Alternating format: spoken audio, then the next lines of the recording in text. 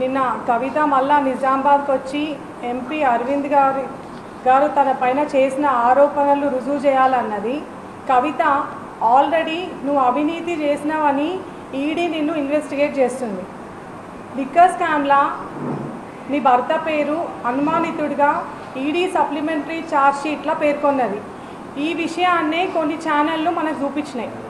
నువ్వు అవినీతి చేయకపోతే, నువ్వు ఒక్క రూపాయి కూడా తినకపోతే నువ్వు రుజువు చేసుకో లాయర్లను పెట్టుకొని. ఎంపీ గారు ఎందుకు రుజువు చేయాలి? అడగనీకి కొంచెం అన్నా సిగ్గుండాలి నీకు. ఎంపీ గారు ఎందుకు రుజువు చేస్తాడు? నువ్వు రుజువు చేసుకో.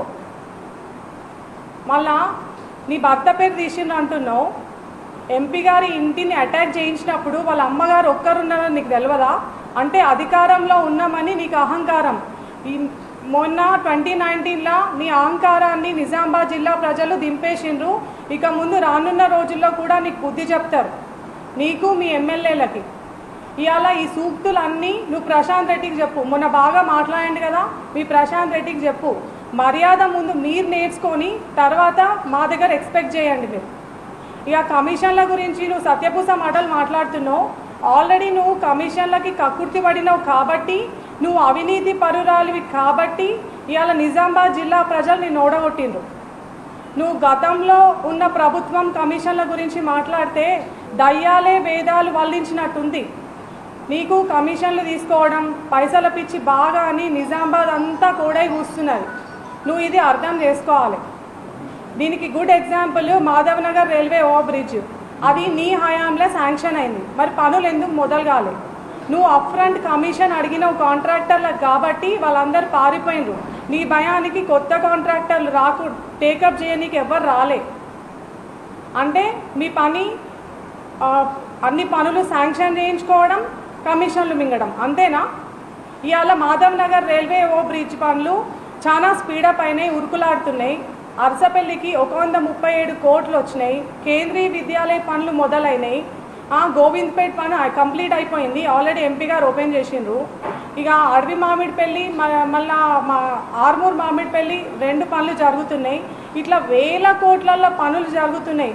మరి ఇప్పుడు ఎందుకు ఎంపీ గారి పైన ఆరోపణలు రావడం లేదు? నీ పైన ఎందుకు ఆరోపణలు వచ్చినాయి? దీనికి సమాధానం చెప్పు.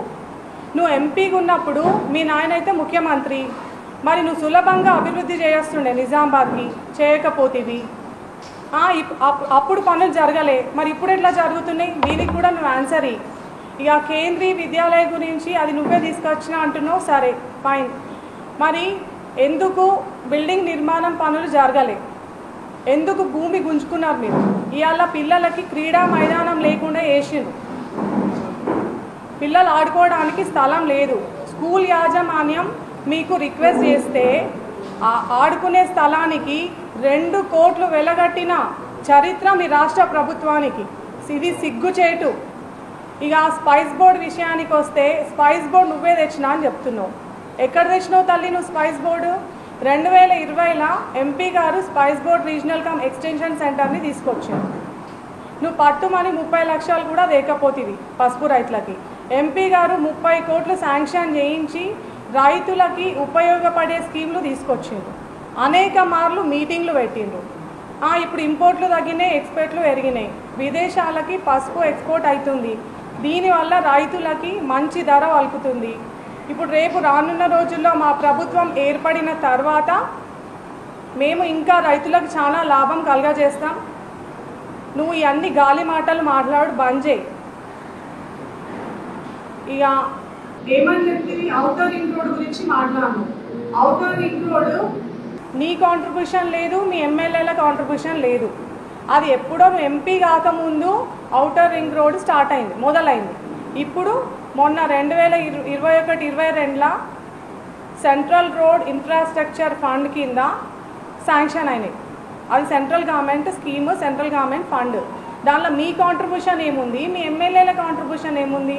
అంటే మీరు ఇట్లా ఎన్ని రోజులు అబద్ధాలు చెప్పుకుంటా పబ్బం కడతారు? దీనికి సమాధానం చెప్పు నువ్వు ముందు. ఆల్రెడీ నిజామాబాద్లో నువ్వు కమిషన్లు తీసుకుంటావు, కమిషన్లు తీసుకొని ఏ పని చేయవని చెప్పి నిజామాబాద్ అంతా కోడై కూస్తుంది. నువ్వు ఒక పైసల పిశాచివని కూడా మాట్లాడుతున్నావు. నువ్వు ఇవాళ వచ్చి రేపు రానున్న రోజుల్లో ఏదో మేము గెలిచి ఏమో వేస్తామని చెప్పి అనుకుంటున్నావు, కానీ నిజామాబాద్ జిల్లా ప్రజలు నిన్ను అసలుకే యాక్సెప్ట్ చేయరు. ఇక మొన్న నువ్వు ఏదో చెప్పినట్టున్నావు, మర్చిపోయినట్టున్నావు. అరవింద్ గారి ఇంటి పైన అటాక్ చేసినావు కదా, ఆ రోజు ఏమన్నావు ప్రెస్ మీట్లా? అరవింద్ గారు ఎక్కడ పోటీ చేసినా అక్కడ వెంటాడి ఓడిస్తా అన్నావు. మరి ఇవాళ ఏమైంది? అరవింద్ ఎక్కడ పోటీ చేసినా కానీ ఒక అభ్యర్థిని పెట్టి మేము గెలిపించుకుంటామని చెప్తున్నావు. ఏమైంది? భయపడుతున్నావా? లేకపోతే మీ నాయన చేపించిన సర్వేలు నువ్వు ఓడిపోతావని చెప్తున్నాయా? ఎందుకు భయపడుతున్నావు? వచ్చి అరవింద్ గారు ఎక్కడ పోటీ చేస్తారో అక్కడ నిలబడు, గెలిచి చూపి దమ్ముంటే. ఇట్లా అన్ని అబద్ధాలు మాట్లాడు, అవన్నీ బంద్ చేసేయండి మీరు. ఇప్పుడు అరవింద్ గారు పులాంగ్ చౌరాస్తాల నేలకు ముక్కు రాయాలి అంటున్నావు. మరి మీ నాన్న చేసిన వాగ్దానాలకి, మీరు చేసిన వాగ్దానాలకి ఇక్కడ నిజామాబాద్ జిల్లా ప్రజలు మీకు ఏమనాలి? ఇప్పుడు మీ నాయన దళితుని ముఖ్యమంత్రి చేస్తా అన్నాడు, దానికి మీ నాయన తల నరుకోవాలి. నువ్వు నిజామాబాద్ జిల్లా ప్రజలకు ఇచ్చిన వాగ్దానాలకి పులాంగ్ వాగుల దుంకాలి. దీనికి కరెక్ట్ సమాధానం అదే. అరవింద్ గారు నేలకి ముక్కు రాయడం కాదు, నువ్వు పులాంగ్ వాగుల